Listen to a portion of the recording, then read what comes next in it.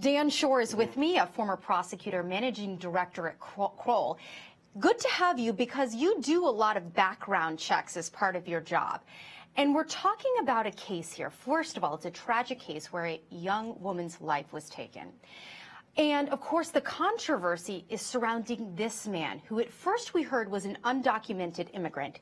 And from what I understand, that is still holding up true, but there's some discrepancies over whether his employer properly took the procedures to vet him. Right. What do we know about this? His employer said that they had run it through the E-Verify system, which would check to see if the person was able to legally work. They walked that back and said they might have used a different system. But I think the larger issue here is that all these verification systems, they verify the ID that has been received. They don't verify the actual person. So if you give me identification that belongs to someone else or has a fake name and I verify that information, I'm not looking at your DNA to see that you were that person. So, Dan, how do we protect against this? How do we so this company was trying to take all the precautions to make sure they were hiring legal citizens to pay correctly by the law, but this guy apparently just turned in false information, a false social security number. As an employer, is there any way you can guard yourself against this?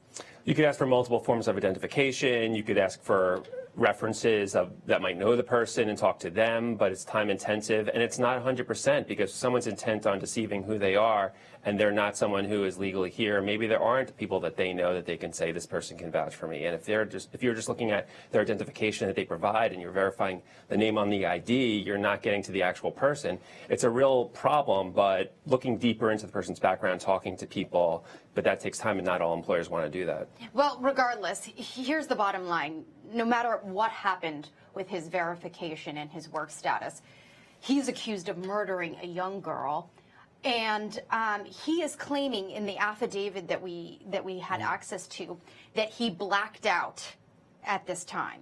And he remembers her in his trunk, but he doesn't remember what happened. What kind of defense is that, and will it win the day in court? I've seen that a lot. It's hard to believe that. Look, it is hard to believe that. Like he approached her. He admits to that. Yeah. It was unprovoked. He obviously killed her because then he had the body and he disposed of the body in a field. So a lot of times, even if someone's admitting to a murder, you'll see them kind of change the details and try to say, oh, I don't remember all the details. He's trying to set up, if he's thinking that way, some kind of psychological defense, because there's no other defense here. There's no legal defense. There's no factual defense. He's caught having killed her, this horrible killing. So the best he could do is try to say, well, I don't really remember what I was doing. Then there might be some psychological or diminished capacity defense.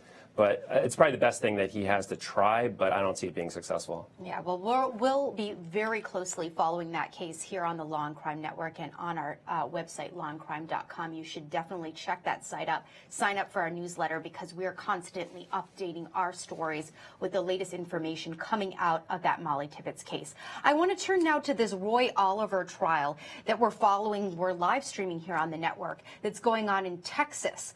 A pivotal morning, because Roy Oliver, the defendant, is taking the stand in his own defense. Somewhat rare for a defendant to do so, but in this case, because he's putting forth a self-defense claim, he really kind of has to. But before we go into some of his testimony from this morning, I want to play that body cam video so we can take a look for ourselves to try to figure out if you, as a juror, play the role of juror, would think that this was a case of self-defense of others. The court's in a short break. When it goes live, we'll go there. In the meantime, take a look at this video. Hey, Hamburger, come here. Have a seat.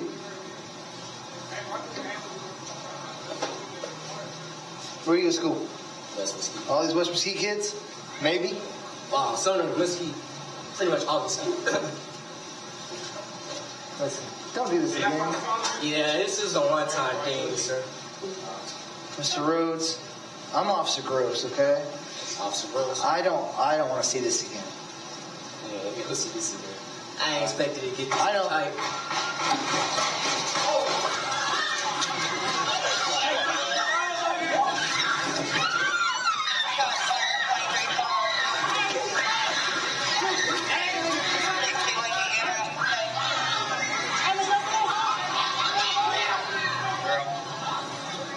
Hey, stop that car!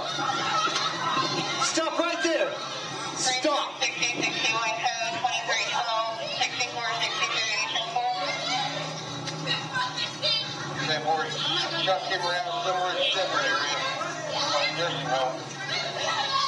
Stop! Copy 28. Charles Sam 7 Young 882. Charles Sam 7 Young 882. Hey, stop that fucking car! Stop that fucking car right now! That fucking car! You alright? Yeah, I'm fine. You're trying to hit you.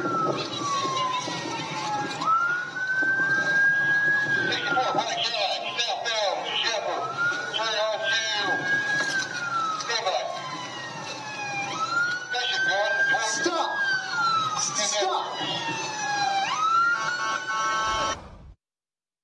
Footage of Officer Gross, who was the partner to Roy Oliver, who's the defendant in this case, facing those murder charges. I'm here with Dan Schorr, former prosecutor. As we look at the video, what I see, so just to explain to the viewers if this is the first time you've seen it, you hear shots, that's another shooting that happened elsewhere. The officers get concerned, they run out, and then they see a vehicle. For whatever reason, they think this vehicle is suspicious, and then Roy Oliver opens fire on that vehicle. I saw the vehicle pulling away. Yeah, it clearly is, and the shooting is from a gang member who's a distance away, who's shooting into the air. The prior shooting, yes. Right, the prior yes. shooting, and that gets everyone scared, riled up, and they are ordering the vehicle to stop. But it does not look like it's a threat the way this defendant originally said, and it's going to be interesting to see how he testifies because he has to give some story that's consistent with the video. The jury's going to see that video, or they have seen that video. And what's the standard? Because, you know, when the jurors are considering his version of the story, so we're about to hear it, by the way. We're about to hear Roy Oliver's version of what happened. He's the defendant in this case. I'm looking over at my monitor here. They're not back in court, but they will be momentarily. We'll take you there. But here, as we're going into that, Dan, what is the standard, right? So the jurors have to believe his story that he was in reasonable fear for his life, or that a reasonable person would be in fear for his life, because that's different, right? Right. And there's those different issues, but they're both important. As a threshold matter, their policies are that they're not supposed to fire at a moving vehicle. That's dangerous, and they're not supposed to do that. But there's the objective standard, would a reasonable person in general feel that there was a threat of imminent harm or death? And then there's the subjective, did he really believe that there was a threat? So there doesn't have to actually be a threat, but he had to actually believe it, and a reasonable person would have to believe it. And that's the standard here. That video seems to contradict that, and we'll see what he says when he testifies. But that is true, but you got to realize the officers had just heard gunshots. It was dark. There was chaos. Those could all be factors that when he's testifying, he said he could reasonably believe that something could have happened to him. Again, it's going to be very, very interesting to see what he says on the stand. We're standing by, about ready to take that trial live. We're going to take a brief break, and we'll be back in just a few minutes. Back to the Law&Crime Network. I'm going to take you right back to Texas, where in just moments we're expected to take a live stream of the Roy Oliver case. He is that former police officer who's facing murder charges for allegedly intentionally killing an unarmed black teenager, Jordan Edwards. So I'm sorry, the producers were just telling me something. Is the courtroom okay? It looks like the judge is back in the courtroom. And so as soon as Roy Oliver takes the stand, or is about to take the stand, we'll take you live there. In the meantime, I want to bring Dan Schorr in to talk a little bit about this testimony, because we're about to get to some really critical parts where he's going to actually describe the shooting. What does he need to say in order to convince the jurors that this was self-defense? Well, he has to show that there was a justification for what he did, that it was reasonable for him to use deadly force, and you have to say there was some threat of imminent harm to his partner, of either serious physical injury or death, and that it was a reasonable belief, and that it's consistent with the video, and because he can't say something that can be easily contradicted. So he's going to have to say, if you look at that video, you could see the car moving in a way that made me feel if I didn't use my weapon, someone would be hurt or killed. That's going to be a tough order, but that's what he has to do when he testifies. So we're probably going to get into that, I would imagine, in the next few minutes. And the direct examination, I expect to go pretty smoothly, because most likely the defense attorneys have been practicing with him about what he's going to say.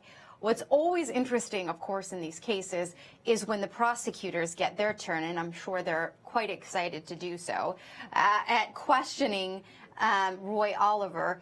What kind of tactics are they going to try to employ in order to drive home their case? Well, they're going to have to confront inconsistencies in his story, because he made an original statement saying that he thought the car was moving one way, and now the video seems to suggest that it wasn't going in that direction. So he's either going to be inconsistent from his early statements. And Dan, I'm sorry to cut you off. Problem. I don't want to miss a moment. No, we want to get back there. We want to get Absolutely. back to court. Roy Oliver, the defendant, the police officer accused of murder. He's on the stand. Let's listen. Okay, wow, we were just hearing critical testimony in this case of Roy Oliver. That's the police officer that you see right there on your screen. He's actually a former police officer facing murder charges for the alleged intentional killing of a 15-year-old unarmed black teenager.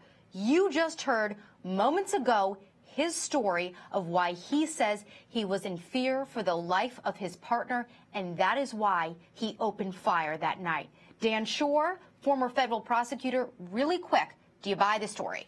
It's hard to square with the video. His story comes across very logical, very thoughtful. He seems like he's not a hothead, that he knew what he was doing, but the video seems to show the car going in a different direction than he's saying. That's what this is going to come down to. It's going to come down to the video and whether jurors believe his story. We're going to play that video, and we're going to take you back in court in just minutes. Stay with us. This is Crucial Testimony here on the Law and Crime Network.